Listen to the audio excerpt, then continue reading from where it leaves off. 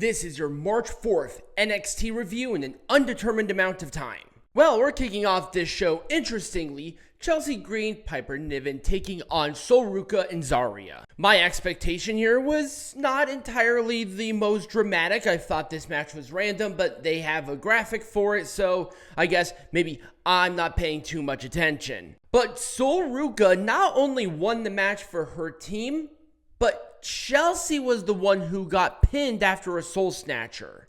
Does this mean Sol is going to be taking on Chelsea at some point in time for the United States champion?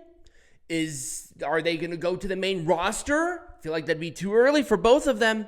But this overall was a fun match. I did like this opener. The one thing that I noticed about a lot of things within this NXT, starting with this match, is that we had some time.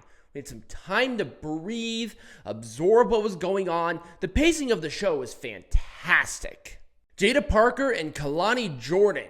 These two have a grudge against each other. This is the grudge match.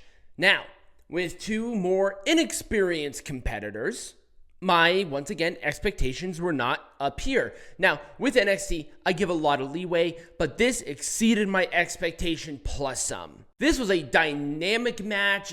I saw that actually both of them were working more aggressive, more in a heelish manner. Now, with Jaida, that makes sense. She's more of that aggressive heel. That's her gimmick. Cool stuff.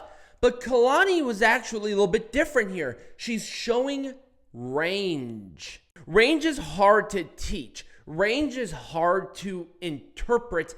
And range can be hard to absorb. You have to understand and not be afraid to sort of put yourself in a different situation when you want to put yourself in a range. And I saw that here with Kelani, and I'm 100% for it. And it was the hip attack for Jaida to win the match. I think Jaida needed to win the match more than Kelani, but don't have Kelani lose too many matches here. The Hardys segment was pretty good. We had Hank and Tank. We had Yoshiki and Josh Briggs there. They had a brawl. The Hardys talked about their legacy, put some information in for Hank and Tank, which I really liked. And then we had this little stare down again. We have this match in a couple of weeks.